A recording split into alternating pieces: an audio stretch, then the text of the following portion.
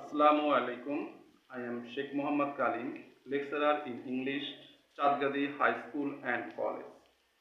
Our online schooling is going on at the name of Chatgadi School and College Online Campus. Today I have to conduct a class with my 12th class students, and today's topic is clauses and structural sentences. I expect all of my students have got proper preparation and they will attend the class with profound attention. So I like to go to subject directly. Dear students, here I have written clauses and structural sentences. First, I have to clear you two ideas. What is a sentence and what is a clause? A sentence is a group of words which has a subject and a predicate and having a complete sense. A sentence is a group of words which has a subject and a predicate and makes a complete sense. Now we like to define what is a clause. A clause is also a group of words which has a subject and a predicate, and remember it that a clause is a part of a large sentence. So what is the difference between these two ideas? A sentence have a complete idea, complete meaning or complete sense. On the other hand, a clause is a part of a large sentence. So students, now I am giving you some examples and try to clear you the ideas. First of all, I have written a sentence, Noor was playing with a ball. In this sentence, Noor is the subject, was playing with a ball is the predicate. If we observe the sentence very closely, we see this sentence makes complete idea.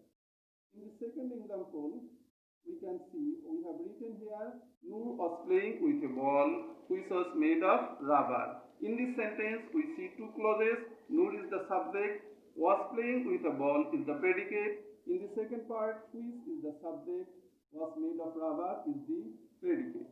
This sentence, we have two clauses. First clause, Noor was playing with a ball. In this part, we get complete idea or complete sense. So this is the principal part or principal clause of this sentence. In the second part, we see which was made of rubber. Which. If we don't have the first part of the sentence, then what is the meaning of which?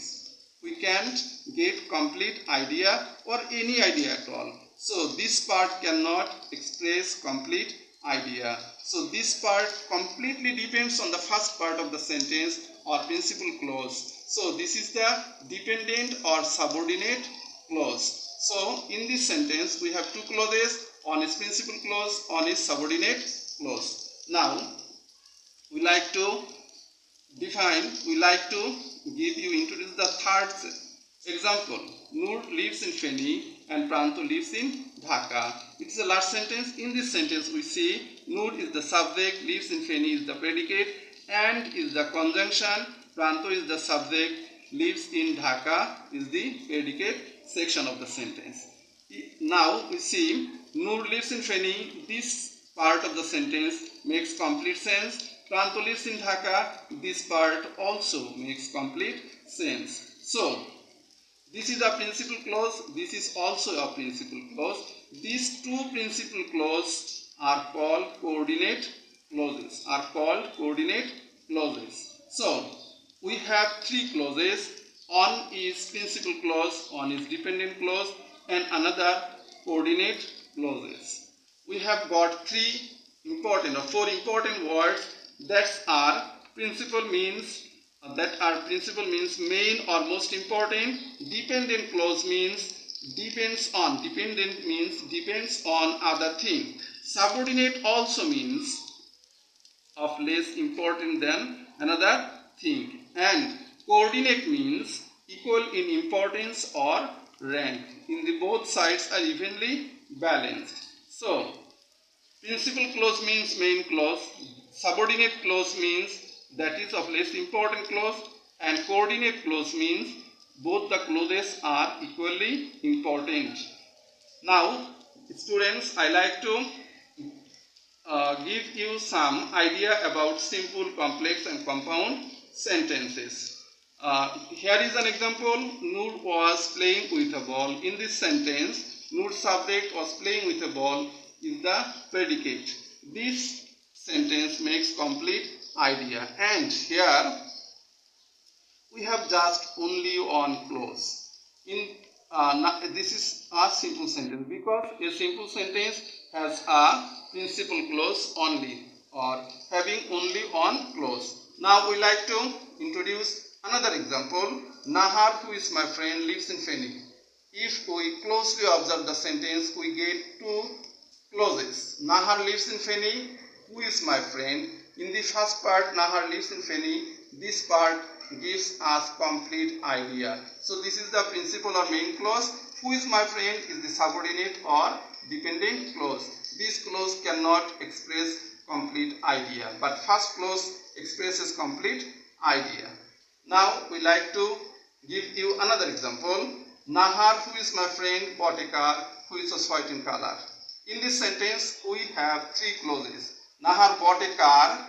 Who is my friend, which was white in color. Nahar bought a car is the principal clause of the sentence. Who is my friend is a subordinate clause. Who is white in color, this is also a subordinate clause. So this sentence has three clauses, on principal clause and two subordinate clauses. Now we can give a definition of complex sentences that a complex sentence is a sentence which at least has a principal clause and one or two subordinate clauses. Now I like to introduce you compound sentences. A compound sentence, the ground was slippery and I fell down. The ground was slippery and I fell down. This is the principal clause. This part is also a principal clause. So a compound sentence is a sentence which has at least two principal clauses. That means they are coordinate clauses. Now I like to give you another example. The ground was slippery and I fell down, but Nahar helped me up. If we analyze the sentence, we can get three clauses. The ground was slippery, I fell down, but Nahar helped me up. In this part, the ground subject was slippery predicate.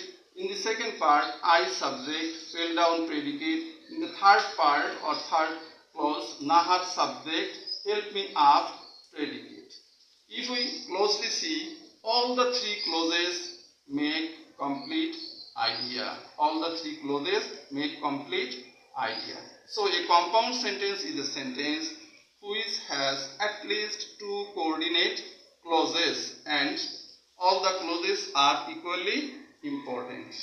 Dear students, now I like to introduce or give you some examples of most common subordinating clauses that are used in English to make compound sentences. Coordinating conjunctions are and, but, or, yet. So, and, as well as not only but also, etc. The list is very long. Without these conjunctions, we cannot make compound sentences. It should be remembered that without coordinating conjunctions, we can make compound sentences. Here is an example: was not, want not. This is a compound sentence. Now I like to introduce you some most common subordinating conjunctions. It means by using these conjunctions we make complex sentences.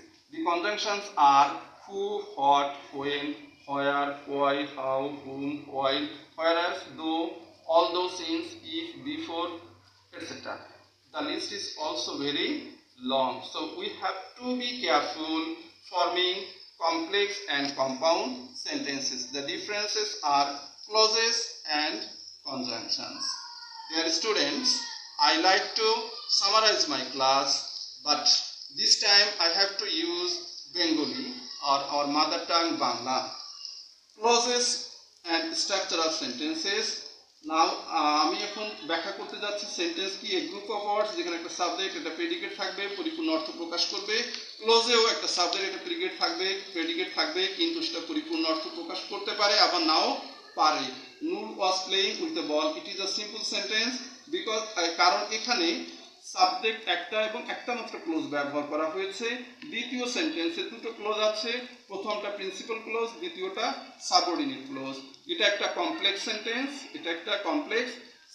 কারণ এখানে একটা principal clause এবং একটি মাত্র subordinate clause ব্যবহার করা হয়েছে। তৃতীয় সেন্টেন্সটি দেওয়া হয়েছে একটা কম্পাউন্ড সেন্টেন্স, নু লিভস ইন ফেনী এন্ড প্রান্ত লিভস ইন ঢাকা। এটা একটা কম্পাউন্ড সেন্টেন্স কারণ এখানে দুটো ক্লোজই পরিপূর্ণ অর্থ প্রকাশ করেছে এবং তাদের সংযোজক শব্দ অ্যান্ড ব্যবহার করা হয়েছে। যদি অ্যান্ডটা উঠিয়ে নেওয়া হয়, নূর লিভস ইন ফেনী, প্রান্ত লিভস ইন ঢাকা, এই দুটি পার্ট অবশ্যই দুটো স্বতন্ত্র সেন্টেন্স হবে এবং তারা পরিপূর্ণ অর্থ প্রকাশ করবে।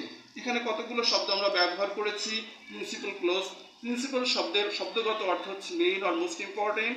এখানে ডিপেন্ডেন্ট আমরা শব্দ ব্যবহার করেছি, ডিপেন্ডেন্ট শব্দের অর্থ হচ্ছে ডিপেন্ডস অন আদার থিং। আমরা সাবঅর্ডিনেট শব্দটা ব্যবহার করেছি, সাবঅর্ডিনেট শব্দের অর্থ হচ্ছে অফ লেস ইম্পর্টেন্ট, অর্থাৎ কম গুরুত্বপূর্ণ অন্য অংশের তুলনায়। আমরা ব্যবহার করেছি কোঅর্ডিনেট ক্লজ, কোঅর্ডিনেট শব্দের অর্থ হচ্ছে equal in importance or rank, অর্থাৎ উভয় অংশ সম গুরুত্বপূর্ণ এবং সমান পদমর্যাদার অধিকারী। সম্মানীয় সুপ্রিয় শিক্ষার্থীবৃন্দ, আমরা আশা করব তোমরা আমাদের আজকের এই ক্লাসটি সুন্দরভাবে পর্যবেক্ষণ করবে, বারবার দেখবে এবং তাহলে তোমাদের কাছে সিম্পল, কমপ্লেক্সের এবং কম্পাউন্ডের পরিপূর্ণ ধারণা এসে যাবে এবং তিন প্রকার clause, principal clause, subordinate clause এবং কোঅর্ডিনেট ক্লজ সম্বন্ধে সুস্পষ্ট ধারণা হবে। আশা করছি তোমরা ক্লাসটা থেকে উপকৃত হবে। আমরা আগামী ক্লাসে সিম্পল, কমপ্লেক্স এবং কম্পাউন্ডের ট্রান্সফরমেশন পার্টটি নিয়ে আলোচনা করব। ততক্ষণ আল্লাহ হাফেজ, আসসালামু আলাইকুম।